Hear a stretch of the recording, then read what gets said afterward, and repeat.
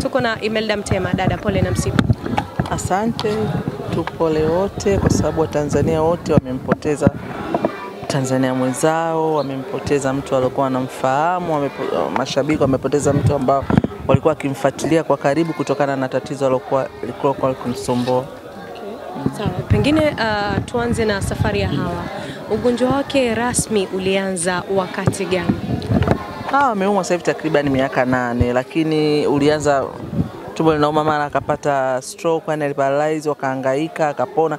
Kwa hiyo nilikuwa na mlolongo mrefu, lakini miaka 4 iliyopita au 5 nilikuwa ile serious, ile muda kupasuliwa. Alianza kuumwa na tumbo kwa sababu ya nini labda? Nini hasa yani walikuwa mwanakwanza kwa atoe majibu kwa sababu fistula ya utumbo. Yani kila mtu alikuwa na daktari kila kimnani anasema yake, lakini mara mwisho kwa sema alikuwa na fistula ya utumbo. Na hiyo ndio ilikuwa ikimsumbua tangu hapo mwanzo. Kwa sababu ilikuwa ndio anafanywa upasuaji mara kwa mara, kwa sababu alikuwa anaenda anafanywa, anakatwa utumbo, unakuwa unaoza, anakatwa unaoza. Sawa. Na matibabu yake hasa yalikuwa kwa ajili ya fistula ambayo ndio ilikuwa inazungumzika alikuwa na ugonjwa. Kwa mujibu wa mwanzo, lakini alivyoenda kule, alivyofika India, baada ya kumfanyia vipimo na waligundua kwamba, yani sasa sijajua ni hiyo, gundua kwamba utumbo wake ule mnene ndo ulikuwa umeparalyze, na ulikuwa haufanyi kazi. Kitu ambacho kwa kinasababisha sasa utumbo unakuwa unaoza, kwa sababu hata choo alikuwa apate, alikuwa anakaa saa nyingine miezi 3, miezi 4 hivyo ndo anapata choo tena kwa shida. Natamani nifahamu kitu kimoja. Kuna baadhi ya watu wanasema sababu ya Hawa kuumwa, alibeba ujauzito, akajifungua kwa operation, na baada ya hapo baada ya ule operation ndio ikawa chanzo hasa cha yeye kuumwa mpaka umauti unamkuta. Kuna ukweli hapo? Hapana, kwa sababu mtoto wa Hawa na sasa hivi yuko form 4. Na maana ungeangalia ni muda mrefu, na Hawa kaumwa tu miaka 8. Wake sasa hivi yuko form 4. Kwa hiyo hapana, yeye alizaaga tu mtoto wake vizuri. Na mtoto msichana tu mkubwa yuko form 4 sasa hivi. Sawa, tungependa sasa tufahamu, unakumbuka mara ya mwisho ulienda mpaka India, ulifunga safari ukaenda kule. Hali ya Hawa ambao ulimkuta nayo na ile ambayo ilitoka nayo hapa nyumbani Tanzania ilikuwaje? Hawa kwa kweli nilipofika, hali yake ilikuwa inaendelea vizuri sana, na akaniambia katika kipindi chote tumehangaika, sasa hivi Imelda nimetoboa. Mungu amenipa tena nafasi, na kama yani kufa sifi tena. Basi tulikuwa tunaongea, na najaribu sana kumdadisi kwamba unaona kuna utofauti wote toka ulivyofanya operation zile zote, na yeye akasema kuna utofauti mkubwa. Hii Mungu ametufanyia, anasema Mungu ametupenda, hii Mungu ametupendelea. Na kipindi ambacho alikuwa ukizungumza naye alikuwa kwenye hali gani? Labda alionyesha ule uafueni labda? No, alikuwa kwenye hali nzuri, alipendeza sana, mpaka nilikuwa namwambia yani unapendeza. Nikamwambia hivi, wewe weupe wa India? Ananiambia hamna, tunaona hata mimi sipaki mafuta.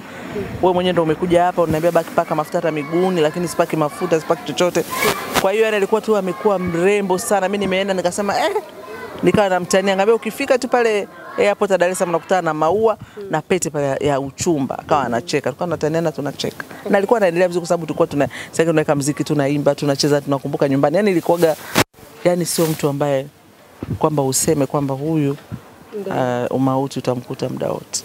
Na natamani pia nifahamu neno la mwisho ambao ulipata kuzungumza naye kipindi ambacho mnacheza, mnaongea, mlikuwa mnakumbuka nyumbani. Na kama nakumbuka nilipata nafasi ya kuona video zenu za pamoja mkiwa mnaongea, alikuwa akiwa analia. Nini hasa kilikuwa kinapelekea awe analia ikiwa tayari alishakuwa na afueni ya afya yake? Hawa ni mtu wa hisia. Kulia kwake ni kulia kwa hisia. Yani akiwa anaongea kitu labda kushukuru, labda kwamba Imelda umenifanyia hivi, anapata zile hisia ya kulia. Lakini si kwamba alikuwa analia kwa hisia sana. Na tulikuwa tunakumbuka tunafanya mchezo, tunaangalia kitu gani cha msiba. Akasema wewe ukifa ndio utalia mpaka unagala. Yani alikuwa tu anaongea. Yani kama anakuona, yani unagala chini, unagala. Basi tulikuwa tunataniana. Lakini haikuwa ni kwamba mtu unaona kwamba hii kwamba eti kwa sababu anasema hivi anaumwa, hapana. Akasema wewe tena unaonekana wewe nikifa wewe utalia, kama anakuona utalia wewe. Basi akawa anasema natamani nirudi Tanzania, tufanye yale mambo tulioahidi, tufanye vitu ambavyo tumesema tutafanya, maana Hawa alikuwa na ndoto nyingi, yani sio mtu ambaye alikuwa anakata tamaa sema atakufa hivi. Alikuwa na ndoto nyingi, anasema ni mimi hapa nitakuja kuwa mtu mwenye hela sana. Mimi ngoja tu nimalize, lakini nitakuja kuwa tajiri. Lakini tukajua kile kuwa na ndoto nyingi, yani mpaka mwenyewe unashangaa. Yani mwingine angesema labda sitaki kuwaza maisha kwa sababu ya ugonjwa unaopitia, lakini Hawa alikuwa na ndoto nyingi. Alikuwa na utofauti. Sawa, Imeda, tumeanza kukuona muda mrefu ukiwa unampigania Hawa, lakini pia tumekuona kwenye safari ya India na huko ndiko ambako mauti umempata Hawa.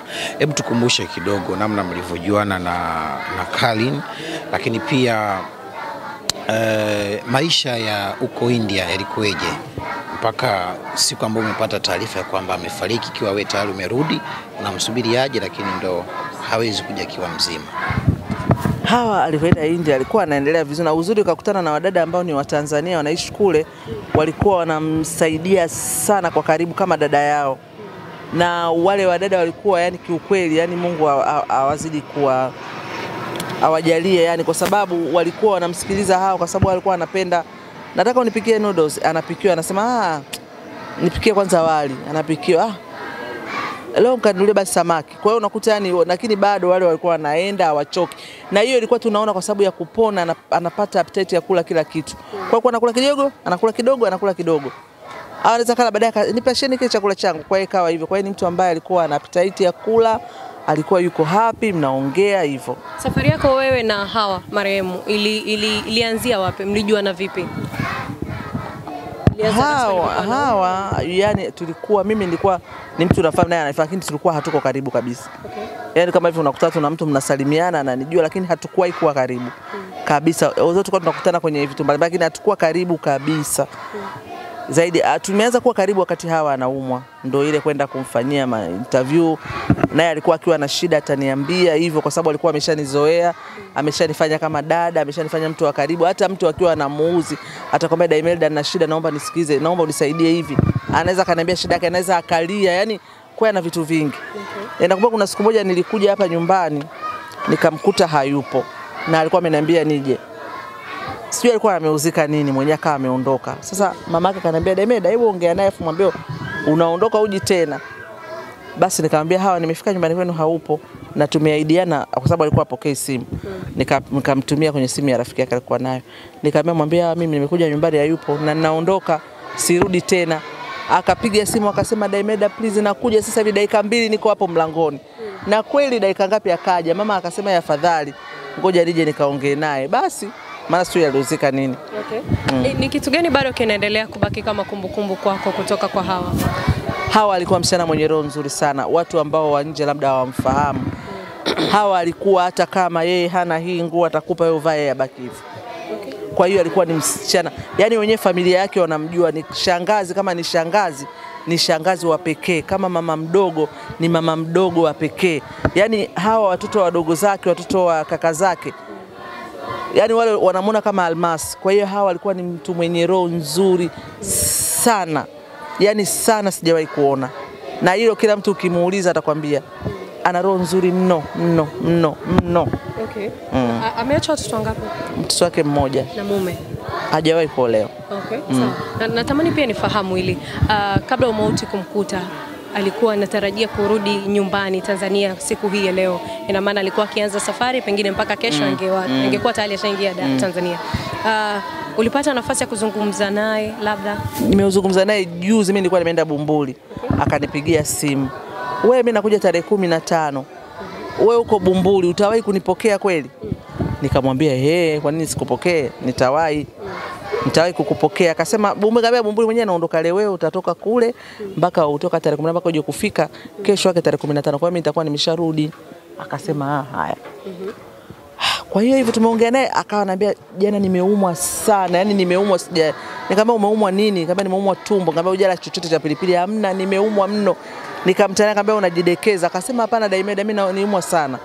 Nikamwambia basi pole. Akaniambia ilikuwa mshike sikai nazunguka hapa kote. Kwa ikawa hivi. Pale ambako amefikia. Ina maana hadi hospitali ilikuwa tayari ameshatolewa. Mimi nilipofika tu India kesho yake hiyo akapata discharge, tukaenda apartment, lakini uzuri ni kwamba apartment haikuwa sana mbali na hospitali. Okay. Sawa. Na labda alipoumwa na tumbo alirudi tena hospitali wakamwambia shida yake nini? Hapana, kwa sababu hiyo si anaweza tu akaumwa labda amekula kitu, lakini sio kwamba kitu labda cha kuumwa akasema aende hospitali. Anajua tatizo langu la tumbo. Lakini kwa sababu mwenyewe alikufa amemkuta tu amelala, yani alikuwa ni kama mtu alipata tu kitu cha kumhangaisha usiku labda. Okay. Au kuta amekufa kwa sababu mwenyewe anasema, kwa mujibu wa watu ambao wako nao, anasema mpaka saa ngapi wanaenda kumtafuta wamuamshe. Mbona sio kawaida yake, ndo akamkuta kwenye hiyo hali. Amemkuta tayari ameshafariki. Wenyewe hawakujua. Walikuta tu anatoka mapovu na kidonda kilikuwa kina damu sana. Kwa hiyo mshono, kwa hiyo kabidi wamchukue haraka kumpeleka hospitali. Sasa ndo akamwambia mbona ameshafariki. Kwa maana hiyo alishafariki muda akiwa nyumbani pale. Akiwa nyumbani. Na watu walikuwa bado hawajagundua kama. Hawajagundua sababu alikuwa anaamka, ili kila mtu anajua kiamka wala dada wanafanya usafi, wanamwandalia chai, kama ni chakula anapenda nusu wanamwandalia. Kwa hiyo alikuwa, kwa sababu waga mara nyingi alikuwa anapenda kuchelewa kulala saa 9 anaangalia movie. Kwa hiyo anajua sasa muda wake wa kuamka ni saa 6 saa ngapi, kwa hiyo hawakumsumbua. Okay. Neno gani sana ambalo Hawa alikuwa akipenda kulitamka muda wote ulipokuwa naye karibu? Alikuwa ananiambiaga my brown sugar. Kwa nini? No, alikuwa ananiambia anapendaga ngozi yako. Kwa hiyo alikuwa ananiambia my brown sugar, ananitaniaga hivyo wakati wote. Okay. Na akaniambiaga yani ombea Mungu nipone. Nije nifanye chochote kama biashara, maana alikuwa anapenda sana kupika. Akasema nitakuja nifufue mgahawa hapa, hamna mtu atakayenikamata kwa kupika. Kila mtu atasubiri iwe sijui nani na nani.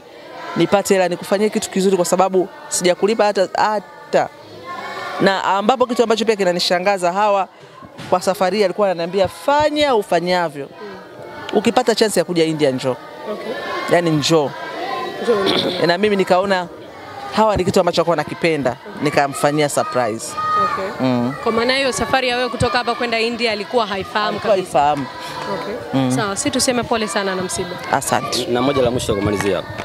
Matibabu ya Hawa imekuwa ni kuna michango mingi. Wewe ni miongoni mwa watu ambao wameshiriki kwenye hiyo michango. Na kule mitaani tunapoishi watu wanasema kama wasanii wenzake kama walikuwa wamemtupa hivi. Uenda ukaclear hii. Ni kweli kwamba hapakuwa na mchango wa wasanii wote kwenye matibabu yake, ama kuna namna yote ambayo ameshiriki, na kama yupo ni nani ambaye walau alimsaidia kwa kidogo?